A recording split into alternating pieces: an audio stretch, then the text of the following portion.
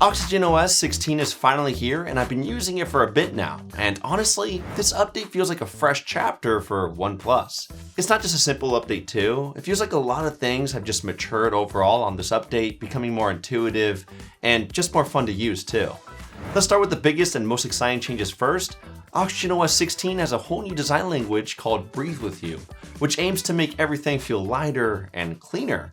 Navigating the OS will also feel softer, smoother, and more exciting with extra animations. You'll also notice more rounded elements and corners, blur effects, various new looking elements, and new customization features, which I'll get into. Even with some system apps too, things got redesigned and improved. Like within the weather app, the backgrounds are more dynamic and better represent how the weather will actually look and feel in that area.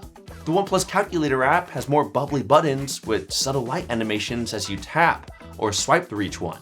Even its Easter egg got a lot more exciting too. The Photos app has been cleaned up with a simpler bottom floating toolbar and some better looking menus like the album screen. Low key though, it does kind of remind me of Liquid Glass from iOS when you scroll through photos and you can still see the background within the menu, but this time on OxygenOS it's a lot more blurry. But still, it looks nice. And there are a couple of more apps that brought back that OG OnePlus look with a red and black theme instead of feeling like they're a straight copy from ColorOS. Plus there's a new Compass app now that has that classic aesthetic look too. I'm also really loving how they're bringing it back to their roots with the looks, slowly but surely. Now besides the design, one of the biggest upgrades in OxygenOS 16 is definitely within the lock screen. They've introduced Flux Theme 2.0. And it basically turns your lock screen into a dynamic little canvas, letting you really go all out with the customization. Now, they already give you some pretty insane presets to start with, but you can go in further and customize it with your personal photos and style. My favorite change is that you can now set motion photos as your wallpaper and even have that immersive depth effect look where the clock hides behind the subject to really make things pop. I mean, sure, OxygenOS 15 had this before, but it was mostly limited to some custom random text that you couldn't even change. Now you get that clock on the back, or even customizable text too, both of which can still hide behind the wallpaper subject. It's something that iPhones have been doing for years, and I've always wanted this on the Android side. And here, we finally have it on OxygenOS 16.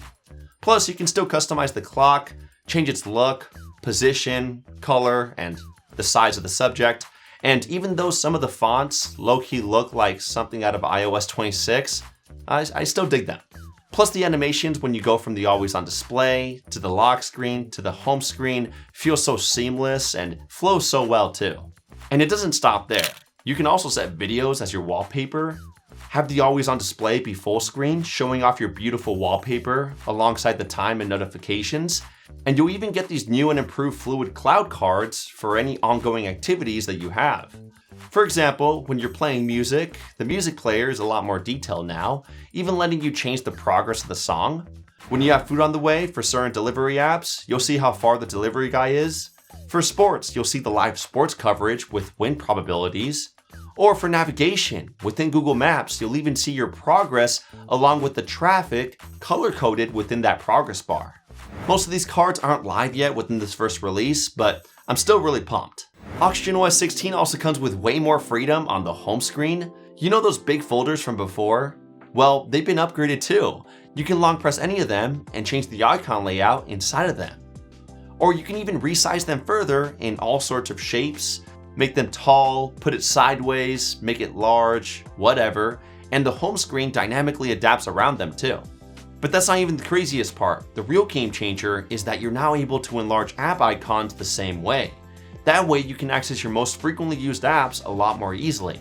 But to take it even further, on those big icons, you can even embed the app shortcuts. So for example, on my camera icon, I can have a direct shortcut to the video mode, or portrait mode. Or for Instagram, I can jump straight into my notification section or my direct messages. Or for Spotify, I can just jump to my liked songs, or even just start searching. It's a really great idea, and it saves so many taps. Plus the app drawer on the home screen has also been redesigned. The search bar is now at the bottom to make it easier to reach with one hand, and you can swipe to the right side to quickly access all the app categories too. It's pretty cool, and it's kind of like iOS again. And now with the icons, there's a new icon pack called Flux, which basically lets you make all the icons on your home screen and app drawer match the colors of your wallpaper. You know, I drive all the time, and my really old 2017 Kia Optima still makes me nervous at times because it's got some of the biggest blind spots, and it has no assistive sensors or blind spot monitoring features to warn me about anything. That's why I had to get this dash cam from Wolfbox called the G900 Tripro Bumper, the sponsor of this video. It's this really incredible dash cam that completely gets rid of all the blind spots by letting you have up to 3 cameras recording at the same time, which is pretty insane. You can have a camera recording the road ahead, the view behind your car, and even a bumper view, which is a first of its kind. That one's great because it lets you confidently pull into a really tight spot, and it helps you know exactly where that curb or the front of a car is. Plus, the rear and bumper cameras are both IP67 dust and water resistant, so you don't have to worry about driving in even the worst weather conditions. They also have amazing night vision too, which is a huge confidence booster for driving after dark. It uses a special sensor with PureCell Plus technology, and all 3 cameras record in HDR. That way you can clearly capture license plates and every little detail in a dark scene, which is something that most other dash cams really struggle with. Plus, my absolute favorite feature is that it has a split screen mode. Yup, meaning I can see all 3 camera feeds at once, giving me complete 360-degree awareness. And don't worry, everything it records can be easily downloaded to your phone with super fast 5.8 GHz video transmission speeds. So yeah, if you want to upgrade your car and get rid of all those blind spots that most other dash cams can't, definitely check out the Wolfbox G900 Tripro Bumper. I'll leave a link for it at the top of the description. Okay, back to OxygenOS 16. Outside of customization, there are also some really new useful features and upgrades. The first improvement is O+ Connect. You know, it's that feature that made it really easy to transfer files to iPhones just by holding both devices next to each other. Well, with OxygenOS 16, it now also supports Windows and macOS. So you can now control your OnePlus phone from your computer and even share files between both devices a lot more easily. I installed it on my laptop, and now I can view and manage all my phone's files directly on my computer. I can even mirror my phone's screen on the desktop and control up to 5 apps at once too, which is pretty great for multitasking. And if I want to get even crazier, I can even remotely access my computer from my phone and control my desktop that way too, even letting me pull files over if I forgot something. On top of that, for the first time ever, you can now connect your Apple Watch to your phone through the OHealth app. I unfortunately don't have an Apple Watch to try this out on, but apparently you'll now be able to see your notifications, answer calls, sync fitness data, trigger your phone's camera remotely, and even use a Find My Phone feature to locate the watch. I didn't really expect that level of compatibility between Apple and OnePlus, but it's a nice bonus for anyone who already owns an Apple Watch. Plus, on tablets, OxygenOS 16 is going to be supercharged. Not only will the UI be optimized a lot more properly for those larger screens and have all of those features that I just mentioned, but it'll also apparently let you run up to 5 apps at once. And there will be a bunch more new changes thrown in there as well to improve the overall tablet experience. Unsurprisingly, there are also a ton of new AI features found within this update. The first big new change that I noticed is within the system settings, it now uses AI when you search for things. So you can literally describe something that you'd like to do with your phone, like maybe you're trying to figure out a way to improve the performance or maybe the battery. You can just type that in and it'll bring up all those settings right then and there. No longer do you need to remember locations for certain settings or what the name of those settings are. Samsung did this a while back too, and ever since then, I've been wanting other OEMs to do this as well. I'm super glad that OnePlus pulled this off here, and to be honest, it's even better than Samsung's version too. Then there's AI Mindspace, which is like this super organized junk drawer for all the stuff that you want to save. If you see an article you don't have time to read, you can just swipe up with 3 fingers and it's saved. It'll even analyze it and give you a summary. Plus, you can ask any follow-up questions about what you just saved to have the AI go into detail. You can even use it to save social posts, maybe you're trying to get some gift ideas, or important conversations too. And now within OxygenOS 16, it's going to be integrated with Google's Gemini. So you'll be able to ask something like, plan a trip to Japan using all the notes I've saved in Mindspace, and it'll actually do it. I haven't been able to try it yet, but it does seem like a really cool feature to have. Then there's AI Writer. This is built right into the system, no matter what app you're into, Notes, Gmail, X, Facebook, anywhere. It can help you proofread, polish your text, or even generate social media captions if you're stuck, and even create mind maps or tables from your text. It's obviously something that plenty of other phones can already do, but I definitely welcome it. The camera's document scanner mode has also been upgraded. You can scan a document, and OxygenOS will now use AI scan to automatically crop it, straighten it, remove shadows and glare, and give you a perfect PDF.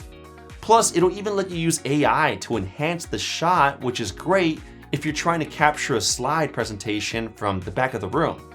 Or on top of that, if you want, you can use the same camera mode to translate anything you want. You just point your camera at it, and it'll snap it, and you can translate it in over 20 languages. Again, it's nothing revolutionary, but it's definitely handy.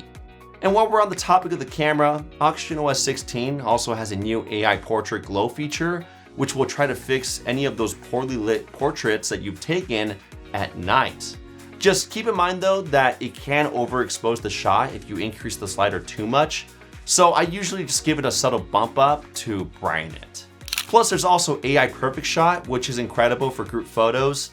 If someone blinks or accidentally looks away, the picture isn't ruined because you can still swap their face from another shot that you took to make them look great.